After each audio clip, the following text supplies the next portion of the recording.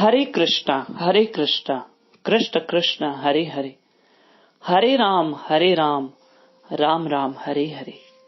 दिनांक 16 सितंबर और रविवार का दिन। श्री कृष्ण कथा में आपका स्वागत है।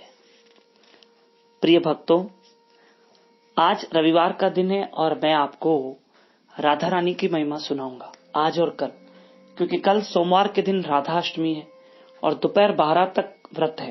प्लीज व्रत रखना, प्लीज व्रत रखना। आपको कल व्रत करना है सोमवार के दिन, और भगवान का सुंदर श्रृंगार, भोग, आरती, कथा, कीर्तन भव्यता से, ठीक है। और लास्ट में इंदौर वालों के लिए मैं एड्रेस वगैरह सब बता दूंगा और सब डिटेल दूंगा जो हमारी एक दिन की इंदौर की सत्संग है। पर अब हम श्री कृष्ण कथा सुनेंगे। आइए, आज मैं आपको राधा रानी के बारे में बताऊं।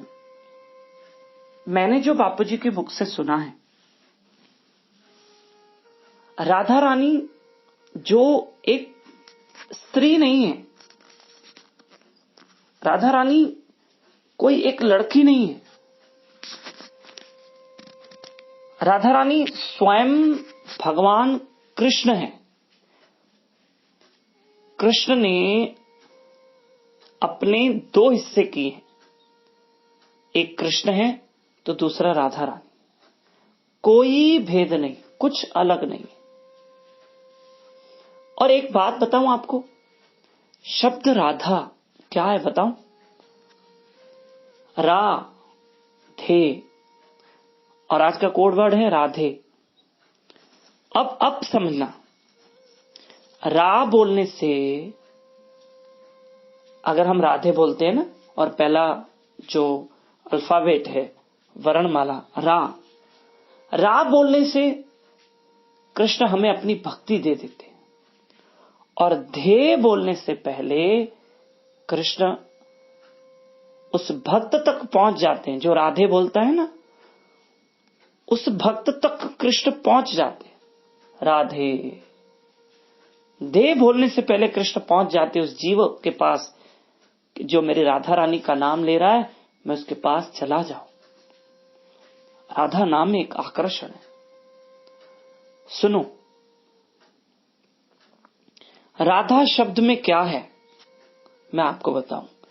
जब आप प्रेम, श्रद्धा, विश्वास, समर्पण, दया, करुणा, क्षमा सब जोड़ो और उसका मिश्रण करो, मिक्स करो, तो राधा शब्द निकलता है। आप समझ गए? जब इन सब चीजों का मिश्रण होता है तो उसमें से राधा शब्द निकलता है।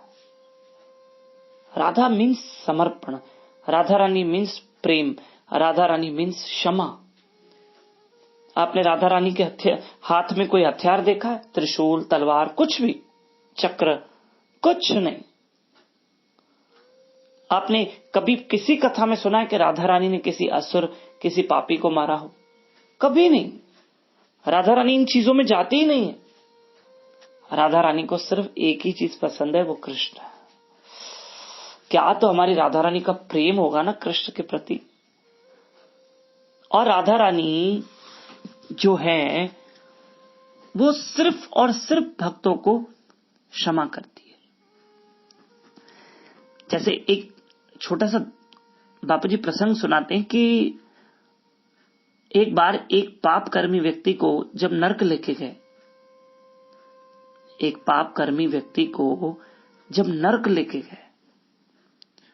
तो बहुत रो रहा था, मैं नरक नहीं जाऊंगा।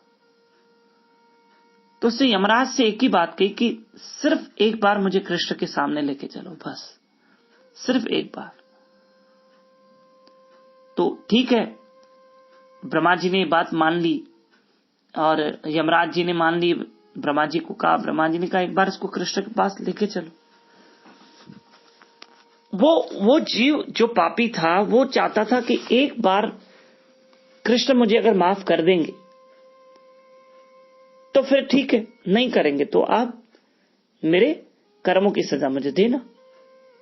यमराज का कहना ऐसे था कि विधि का बनाया विधान है, इंसान कर्म करता है, उसको भोगना पड़ता है।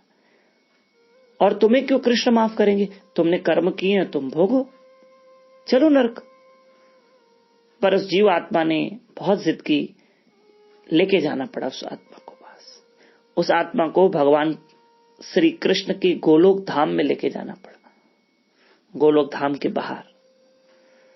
प्रभु ये जीवा, अब देखो गोलोक के अंदर जाएंगे तो मोक्ष है, अब अंदर तो यमराज भी नहीं जा सकता, सीधी बात है।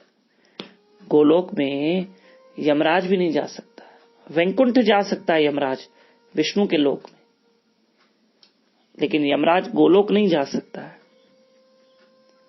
है ना। और गोलोक धाम में कृष्ण और राधा की बड़ी सेवा होती है। तो कहा, प्रभु ये पापी जीव है, बहुत जीवन में पाप कर्म किए हैं और ये आपसे क्षमा याचना करता है, माफी मांगना चाहता है। अगर आप उसको क्षमा कर देंगे तो हम उसको कोई दंड नहीं देंगे। तब भगवान कृष्ण अंतर्यामी होने के नाते जानते कि इसने बहुत पाप कर्म किए। तब कृष्ण के बगल में जो राधा रानी खड़ी थी, बस एक वर्ड कृष्ण ने कहा, क्या करे राधा रानी? तब राधा रानी ने कहा, इसको क्षमा कर दो। बोलो राधा रानी की जय। इसको क्या कर दो? हे गोविंद, इसको क्षमा कर दो। समझ में आई मेरी बात? कृष्ण ने तुरंत उस जीव को क्षमा कर दिया। यमराज, मैंने इसके सारे पाप धो लिए, राधा रानी ने कह दिया है तो मैंने इसको क्षमा कर दिया है। वैसे तो मैं इसको क्षमा ना भी करूं, पर राधा रानी ने कह दिया तो मुझे क्षमा करना है, क्योंकि राधा रानी क्षमा शक्ति है। और यमराज तुम चले जाओ, ब्रह्मा जी आप भी चले जाओ, ये जीव आत्मा को गोलोक में ही रहने दो, क्योंकि उस जीव को किससे क्षमा किया? राधा रानी ने। राधा रानी क्या करती है? जीव को क्षमा कर देती है। जब हम हरे कृष्ण महामंत्र का जाप करते हैं ना, तो उसमें हरे मीन्स राधा रानी है, भगवान की शक्ति। हरे कृष्ण मीन्स राधे कृष्ण, बात एक ही है। हमें अलग से राधा रानी का नाम वैसे मुख से बोलते रहेंगे, पर माला पे हम हरे कृष्ण करते हैं तो राधा रानी आ गई इसमें। और ये नाम मेरे गोविंद को बहुत प्रिय है, हरे कृष्ण कृष्ण कृष्ण हरे हरे, हरे राम राम राम हरे हरे। मैं कल भी आपको राधा रानी की महिमा सुनाऊंगा, राधाष्टमी कल। और मैंने बताया कि 18 तारीख हम इंदौर में हैं, एमपी मध्य प्रदेश, एक दिन की सत्संग। 18 तारीख रात को 10:30 बजे सत्संग है, मोहन धाम, प्लॉट नंबर 56, एक बड़ा मंदिर है, ये आश्रम सिंधु नगर में, आनंद हॉस्पिटल के पीछे, इंदौर। प्लीज सिंधु नगर में आप आइएगा, जो इंदौर वासी सुन रहे हैं। और बापूजी के प्रवचन 21, 22, 23 सितंबर जयपुर में। 21 और 22 सितंबर बापूजी के प्रवचन झूलेलाल मंदिर कंवर नगर में, और 23 को रथ यात्रा, जगन्नाथ रथ यात्रा भव्य। जयपुर वासियों के लिए गुड न्यूज है, और आगे और भी डिटेल देता रहूंगा। तब तक के लिए जपेंगे हम सब हरे कृष्ण कृष्ण कृष्ण हरे हरे, हरे राम राम राम हरे हरे। थैंक यू भक्तों। श्री श्री राधा मुरलीधर की जय। बोलो बापूजी सरकार की जय।